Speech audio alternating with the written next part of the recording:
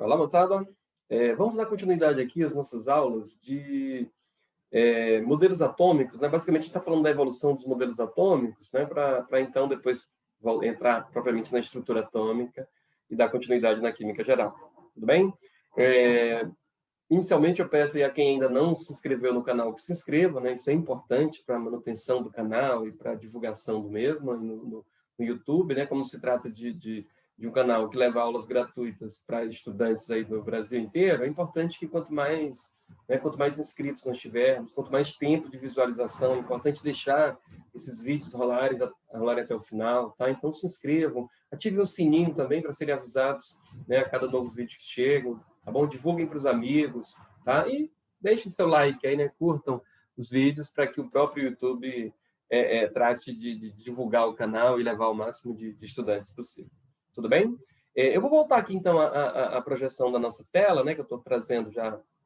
Esse já é o terceiro vídeo que eu mostro aqui esses slides, tá? E eu vou começar, como eu tenho feito, com um breve comentário, um breve resumo aqui dos modelos que já vimos até aqui, tá? Primeiro falamos sobre o modelo atômico de Dalton, né, conhecido como bola de bilhar. Segundo Dalton, já falamos aí a teoria atômica de Dalton, vai até ficar a descrição aí, né, desses vídeos, tá? Desses vídeos anteriores. Mas, em se tratando especificamente aqui para um modelo sugerido para átomo, né, o átomo seria uma esfera maciça, homogênea, indivisível e indestrutível, tá? Depois vem Thomson, que aí já com a descoberta dos elétrons, né, que traz uma grande inovação aí, que é a questão da divisibilidade do átomo, da natureza elétrica da matéria, né? Vê que Dalton falava que o átomo seria homogêneo. À luz do conhecimento que nós temos hoje, esse homogêneo seria algo do tipo, ó, não tem negativo e positivo não, seria tudo igual, seria homogêneo. Thomson vem e mostra um átomo heterogêneo, né? Seria uma esfera positiva, onde estariam encravados os elétrons, que são partículas negativas. Por isso que ele ficou conhecido como modelo pudim de passas, tá bom? Depois a gente tem um salto importantíssimo, que é o modelo de Rutherford, também está ficando na descrição, tá, gente? O vídeo que traz essa experiência e modelo, né, de Rutherford. Muito importante a gente relembrar sempre aquela experiência lá de Rutherford que culminou, né, para isso a ideia de átomo nucleado. O átomo teria um núcleo central positivo, onde estão os prótons, e ao redor desse núcleo girariam os elétrons. Tá? O modelo de Rutherford, inclusive, foi comparado a um sistema planetário, né? Por isso muita gente chama de modelo planetário. O próprio Rutherford, a gente vai ver depois essas dimensões aí de núcleo em relação ao átomo, tá? Mas nós também já falamos disso. Tá? E, por último, falamos sobre o modelo de Bohr, né? Niels Bohr, que em 1913, na verdade, em 1913, que se te corrigir aqui, né? Rutherford, 1911, Bohr, 1913. Tá bom? Corrigindo aqui, que eu copiei e acabei não arrumando. Tá bom? Muita gente chama o modelo de Rutherford-Bohr, tá? Porque, na verdade, Bohr ele dá uma continuação, né, ao modelo de Rutherford, seria, a grosso modo, seria algo do tipo. Tá? Só que traz para esse estudo do atômico, gente, uma grande novidade, que é a ideia de energia quantizada, traz lá o conhecimento da teoria dos quanta de Max Planck. Esse vídeo do modelo de Bohr também está aí na descrição, tá? Nós vamos deixar para exatamente, caso vocês queiram voltar e revisar, ou quem não viu, ver, né, esses modelos atômicos, é importante, né, porque a gente já sai daqui com esse comentário bem tranquilo, tá? Então, Bohr, estudando os espectros eletromagnéticos do átomo de hidrogênio, né, que é um espectro descontínuo, tá? Ele chegou a essas conclusões. O átomo teria um núcleo central positivo, onde estão os prótons, assim como o Rutherford havia dito. Os elétrons giram em órbitas, né, em torno desse núcleo, como o Rutherford já havia dito. Só que Bohr limita algumas coisas aqui, gente. Apenas certos valores de raio de energia seriam possíveis. Isso é novidade, né? Ele calculou esses raios de energias, também tem no vídeo anterior, pode clicar aí e verificar lá. Tá? Inclusive tem um breve comentáriozinho sobre esses cálculos lá de Bohr, de forma muito simplificada e muito resumida. Tá?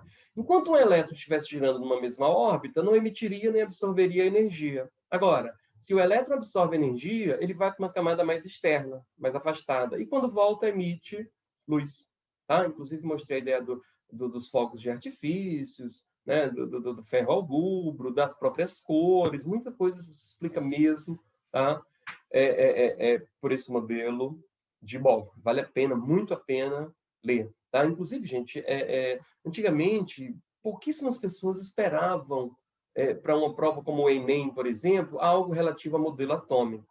Isso não cai, isso não cabe numa prova como o Enem. Gente, não vão atrás disso. Tá? O Enem é um vestibularzão, como qualquer outro. Há muito tempo deixou de ser aí um exame, né, nacional do ensino médio e passou a ser, sim, um vestibular. E desde que isso aconteceu, mudou muito o perfil da prova. Inclusive, nessa última edição, aí caiu, sim, uma questão de modelo atômico. Nunca tinha caído alguma coisa diretamente com tabela periódica, né, questão de classificação, caiu. Então, tá na programação, estudem. É a minha recomendação sempre. Tá bom?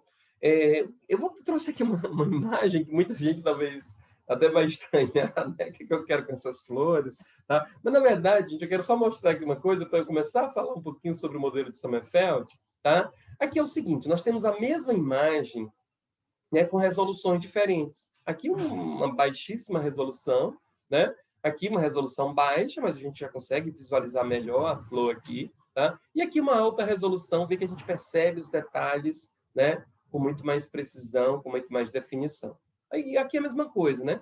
Aqui nós temos a mesma foto tirada com duas resoluções diferentes. Conseguem perceber a diferença? Né? Vê que aqui embaixo a gente não consegue definir direitinho, né, a resoluçãozinha da imagem. Aqui a gente já consegue, tá? O que tem a ver isso com o modelo atômico que eu quero mostrar para vocês agora, gente?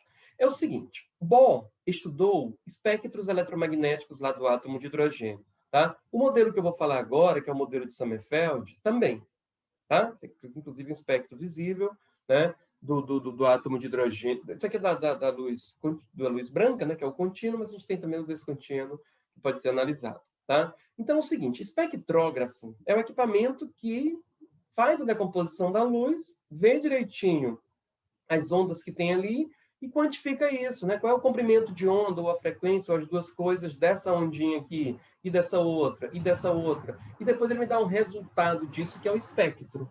Tá? Então, o Sommerfeld, ele faz basicamente o mesmo estudo de Bohr, só que ele agora usa um equipamento com melhor resolução, um equipamento mais moderno. Tá? Então, era mais ou menos o seguinte, gente, isso aqui é um espectroscópio comum, né, que já se usava na época, isso aqui com alto poder de resolução. Tá?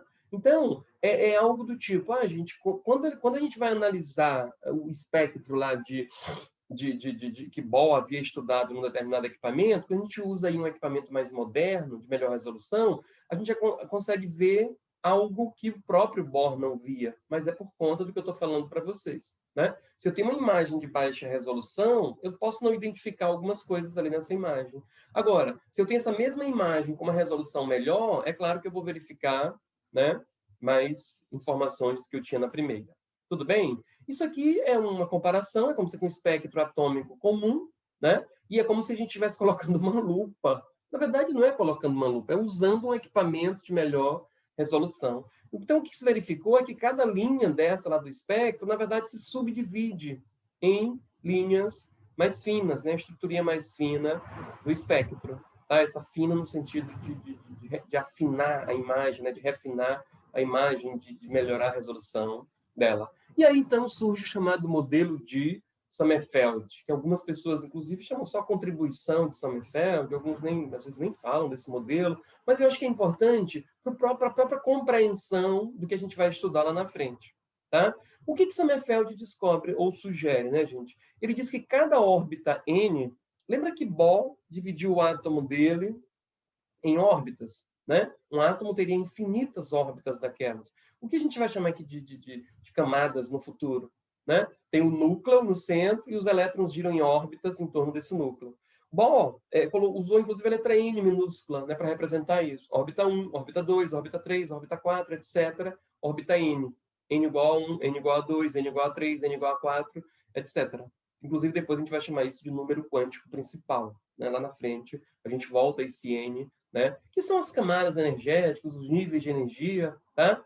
Só que o que Sommerfeld sugere, gente? Que cada nível N, cada órbita N, se subdividiria em N outras órbitas, sendo uma circular e o restante elíptica. Tá? Essa figura aqui, por exemplo, que nós estamos observando, olha, nós temos aqui uma órbita circular e uma, duas, três elípticas. Isso aqui seria para o N igual a 4. Isso aqui seria uma espécie de desenho, um modelo, só para mostrar, para ficar mais didático, né? Como seria, por exemplo, a quarta órbita. Na quarta órbita, n igual a 4. Então, nós temos essa órbita 4 se divide em 4 outras órbitas, sendo uma circular e 3 elípticas. Tá? A quinta órbita se dividiria em 5, uma circular e 4 elípticas. A terceira órbita se dividiria em 3, uma circular e 2 elípticas. A órbita N se dividiria em N outras órbitas, uma circular e N-1, ou seja, o restante, órbitas elípticas. Tá? Aqui a gente está vendo a órbita circular e o restante seriam as órbitas elípticas. Tá? Posso falar aqui, porque eu acredito que muitos de vocês já têm até esse conhecimento, gente, que trazendo para o estudo mais lá futuro, que nós vamos fazer aqui nesse canal também, né? É como se Bohr trouxesse a ideia dos níveis de energia e Sommerfeld trouxesse a ideia dos níveis de energia. Lá na frente, nós vamos dizer que cada nível N se divide em N subníveis. Tá? Então, é como se, nesse momento, Sommerfeld estivesse dizendo, olha, tudo bem, tudo que Bohr falou está valendo. Só que cada órbita dessas se divide em N outras subórbitas. Uma sendo uma circular e o restante elíptica. Tá? E alguém poderia me perguntar, Rogério, mas como fica a questão do hidrogênio, né, ou da primeira órbita do hidrogênio? Tá? Então, a primeira órbita, gente, n igual a 1. Então, nós teríamos uma órbita circular e 0 elíptica. Seria só a própria circular.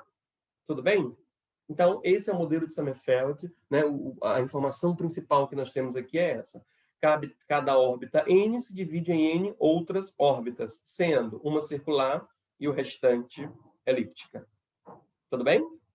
Beleza. E o que a gente vai chamar aqui de modelo atômico atual, que aí não é muito simples, gente, a gente falar de um modelo atual, ou dar nome para um ou dois, ou como eu estou sugerindo aqui, 3 cientistas, para dizer, olha, esses caras aqui são os organizadores do modelo atual. Na verdade, muito mais gente do que esses 3, né, Schrödinger, Heisenberg e de Broglie, trabalharam isso aqui. O próprio Albert Einstein tem contribuição importantíssima, Max Planck também, enfim, muitos outros cientistas participaram, né, de alguma forma desses estudos, quer sejam em conjunto, quer sejam separadamente, tá bom? Mas como a gente precisa limitar aqui esse tema, vamos nos ater a esses 3 cientistas, né, Schrödinger, Heisenberg e de Broglie. Inclusive, Heisenberg, esse nome ficou muito comum aí, né, lá com a série lá que muitos de vocês certamente viram, né, lá do professor de química, né, lá no Breaking Bad.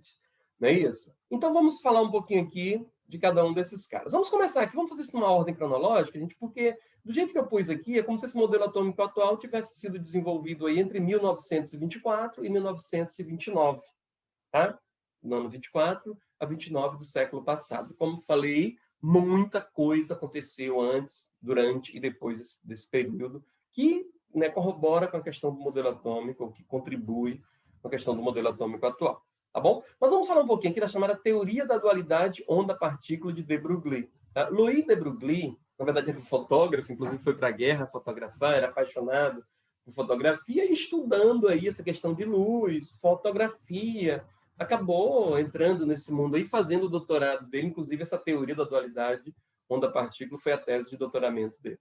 Tá bom? É um nome, gente, o nome da teoria já nos diz tudo. Teoria da dualidade onda-partícula. O que é dualidade?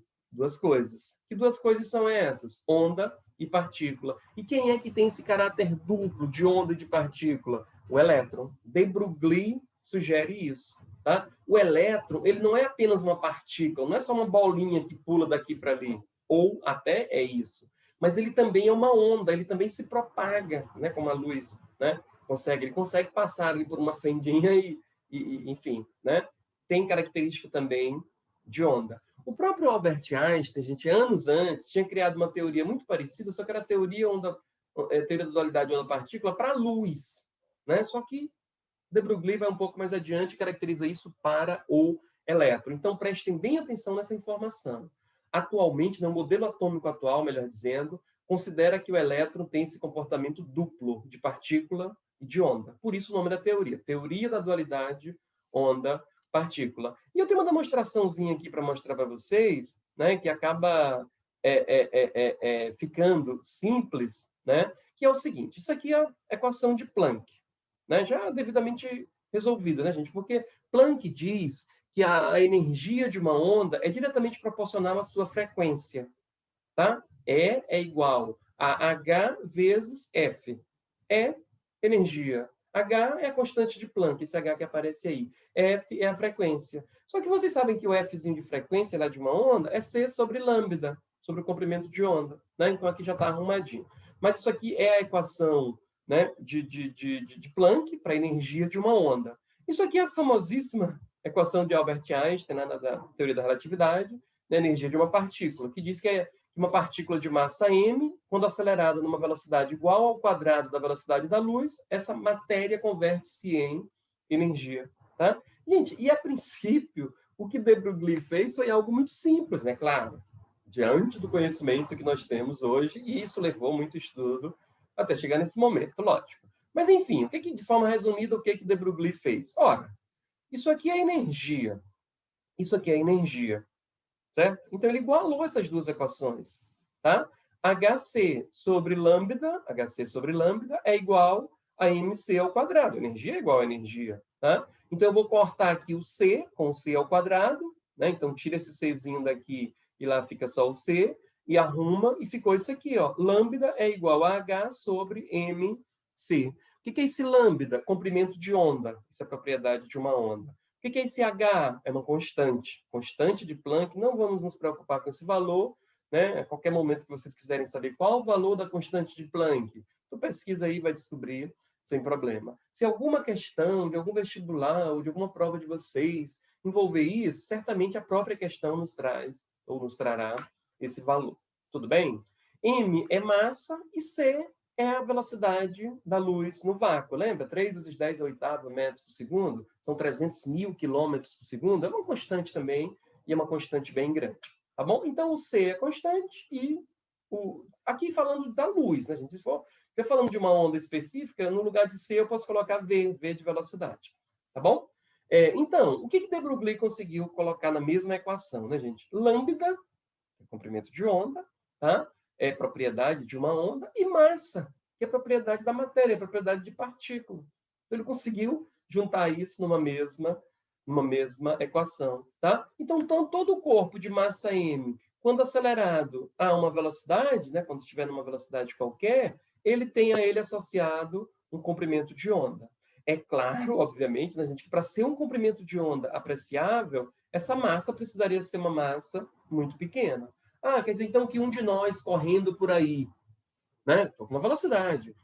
Eu tenho esse comprimento de onda associado a esse meu movimento? Sim. Só que tua massa é muito grande. Esse comprimento de onda seria algo extremamente pequeno, né? Que equipamento nenhum, por exemplo, poderia detectar isso. Tá? Mas em se tratando do elétron, que é algo de massa muito pequena, a massa do elétron é praticamente desprezível e anda numa velocidade muito grande, né? Aí sim, nesse caso, a gente tem como detectar essa onda. Tá? Isso aqui vale para o elétron. A teoria da dualidade onda-partícula de de Broglie é para o elétron. Tá? E aí eu finalizo essa teoria dizendo o seguinte, gente, olhem como é simples se lembrar do que diz a teoria da dualidade onda-partícula de de Broglie. É só tu lembrar o nome da teoria. Teoria da dualidade onda-partícula. Dualidade, duplicidade, duas coisas. Que duas coisas são essas? Onda e partícula. E quem é que tem esse comportamento duplo de onda e de partícula? O elétron. Então, o elétron ele tem esse comportamento duplo de onda e de partícula. Essa é a chamada teoria da dualidade onda-partícula, né, de de Broglie, e o modelo atômico atual tem essa concepção para o elétron. Tudo bem? Nós também temos, gente, o chamado princípio da incerteza de Heisenberg, né, ou de Heisenberg, tá? Essa teoria, esse nome também desse princípio, o nome por si só, que incerteza é essa, né, já te diz tudo, tá? Heisenberg descobriu o seguinte, gente, que para o elétron é impossível determinar ao mesmo tempo a posição e a velocidade de um elétron. É impossível calcular ao mesmo tempo a velocidade, tá? E a posição, as duas coisas simultaneamente, para um elétron. Tá? Por isso, o princípio da incerteza. Que incerteza é essa? Posição e velocidade. Quanto mais certeza eu tiver na posição, menos certeza eu terei na velocidade. Falando em termos de equações, existem essas equações, são cálculos matemáticos, né? Mas falando aqui de forma simples, é como se fosse ΔX vezes ΔY igual a uma constante. Né? Ou seja, o produto entre eles, ΔX e ΔY, seria variação de velocidade, variação de espaço. Tá? O produto entre eles é uma constante, quer dizer que eles são, é como se fossem inversamente proporcionais. Né? Então, quanto maior a probabilidade de certeza na posição de um elétron, menor seria a probabilidade, né, de certeza na velocidade desse elétron. Tudo bem? Beleza. E outro importantíssimo, né, que a gente precisa falar aqui, só falar muito rapidamente, é interessante que vocês, né, olhem bem para o nome desse cabrinho aqui, né, um nome realmente bastante esquisito, Edwin Schredgen, tem outras pronúncias, mas Schredgen né, como mais a gente vai ver por aí, a pronúncia é o de menos, vocês não terão prova oral, né? Mas em 1927, gente, o que ele conclui? Na verdade, gente, vou falar um comentáriozinho que talvez muitos já saibam esse conceito. O modelo atômico atual, ele traz o conceito de orbital. Ah, tá, eu pus bem aqui. Tá? Ele traz o conceito de orbital. Tá? E eu quero que vocês entendam o que é um orbital. E cuidado, inclusive, com essas palavras. Orbital é diferente de orbitar. Certo? Órbita é um caminho, é uma trajetória. Né? Seria a trajetória que o elétron faria ali em torno do núcleo. Orbital não. Orbital é um lugar, é uma região no espaço. Certo? Então, o modelo atômico atual, ele não se preocupa com essa questão de órbita, ele se preocupa com a questão de orbital. Tá? Existe um lugar mais provável lá no átomo onde o elétron provavelmente se encontra. É um local de máxima probabilidade de se encontrar o elétron. É assim que a gente conceitua orbital. E quem traz essa ideia de orbital é exatamente o modelo atômico atual, com essas equaçõezinhas aí de Schrödinger, né, que era como se ele calculasse a distância lá do núcleo do átomo em relação à posição que ele se encontra, tá? E essa posição, o que é o que interessa, é o lugar no espaço onde o elétron provavelmente se encontra. Esses cálculos que a gente trabalha aqui são cálculos muito probabilísticos, por isso que a gente fala provavelmente. Né? Às vezes a gente fala de forma romântica, só para, né, querer ser um pouquinho didático. Não, orbital é a casinha do elétron. Tá? Muito bem, mas não é assim, tá lá o elétron bonitinho na casinha dele. Na verdade, não é bem isso, né, gente? É o local mais provável de se encontrar o elétron. É a região do átomo com máxima probabilidade de se encontrar o elétron, tá bom? Então, o Schrödinger desenvolveu, gente, equações extremamente complexas, equações probabilísticas, que a gente chama de função de onda, né? São equações que, na verdade, gente, as variáveis são outras equações. Não é nada fácil isso aqui. Nós não vamos nem chegar perto desses cálculos, graças a Deus, né? Mas quem estuda física quântica ou quem dá qualquer tratamento quântico ao seu estudo, acaba estudando um pouquinho isso. Eu vou ter essa letra grega chamada psi, que normalmente é o que vocês vão ver lá no primeiro membro da equação de Schrödinger, qualquer que seja o estudo que vocês vão fazer, tá bom? Então, esse nome, eu até gosto de dizer, gente, o estudo da equação de Schrödinger é algo extremamente complexo. Não é fácil, é só realmente para quem gosta muito, quem estuda muito, quem precisa aprofundar essa química teórica lá na física quântica, na química quântica, enfim, né? Não é simples. Mas aqui, se cair, por exemplo, numa prova de vestibular, no Enem, numa prova de alguém do ensino médio, ou até mesmo nos anos iniciais ali de graduação, né, se isso cair, é algo fácil. Porque o que esse cara aí, o que eu vou associar o nome dele ao modelo atômico atual? Eu vou associar o modelo atômico, o nome dele, a orbital. Tá? Então, normalmente, quando se coloca isso numa questão, numa prova de ensino médio, ou numa prova de vestibular, ou mesmo ali nas químicas gerais de graduação, acaba sendo algo mais simples, mais elementar, porque naquele momento não se pode aprofundar, né, esse estudo. Tranquilo? Então, fiquem tranquilos, tá? Só lembrem desse nome feio aí, né, o nome desse cabra aí, porque isso vai ser útil numa questão que é muito mais fácil do que vocês pensam. Nós não entramos nos detalhes desses cálculos, tá bom? Lembrando também que em física existe uma parte da física chamada física moderna, né, que é basicamente o estudo disso aqui, né, como se estivesse estudando o modelo atômico atual, seria mais ou menos isso, só que em física aí, com muito mais detalhe, com muito mais informações, inclusive informações características da própria física. Tudo bem? Então, o modelo atômico atual, gente, ele admite que o elétron tem um comportamento duplo, partícula-onda ou onda-partícula, como queiram, tá? O princípio da incerteza de Heisenberg, é impossível calcular ao mesmo tempo a posição e a velocidade do elétron, e o modelo atômico atual trabalha com orbital. Aí o conceito de orbital, e orbital é algo que a gente ainda vai explorar bastante, né? Aí nos próximos vídeos, com certeza, porque nós vamos entrar mais em detalhe dessa estrutura atômica. Tudo bem? Então, gente, novamente peço a gentileza de quem ainda não se inscreveu no canal, que se inscrevam, divulguem o link do canal aí nas redes sociais, né? A fim de que isso chegue no maior número de estudantes possível, tanto estudantes do ensino médio, quer seja do primeiro ano, do segundo ano ou do terceiro ano, lá está divididinho, né? Química 1, Química 2, Química 3, primeiro ano, segundo ano, terceiro ano, né? Química geral, Físico-Química e Química Orgânica. É importante para quem está no primeiro ano do ensino médio, ou no segundo ano do ensino médio, ou no terceiro ano do ensino médio, ou mesmo para quem já concluiu o ensino médio e está estudando para o Enem, e aí estuda tudo, né? Está tudo lá bem detalhadinho. E também para muitos cursos de graduação que tem Química, em especial Química Geral, né? Nos primeiros períodos, tá? Esse canal também certamente vai ser muito útil. Como também, de repente, pode orientar, pode ajudar muitos colegas professores, né? Que estão dando aula aí, né, e precisam indicar vídeos de química para os seus colegas, por que não indicar o canal, né, já que temos muitos vídeos prontos aí. Estamos à disposição, tá aí o nosso Instagram também, podem entrar em contato conosco, né, @RogérioMTeles, que a gente pode combinar qualquer coisa, ou tirar dúvidas, tá, etc. Tudo bom? Então, gente, agradeço a todas e todos, muito obrigado, fiquemos todos com Deus. Grande abraço.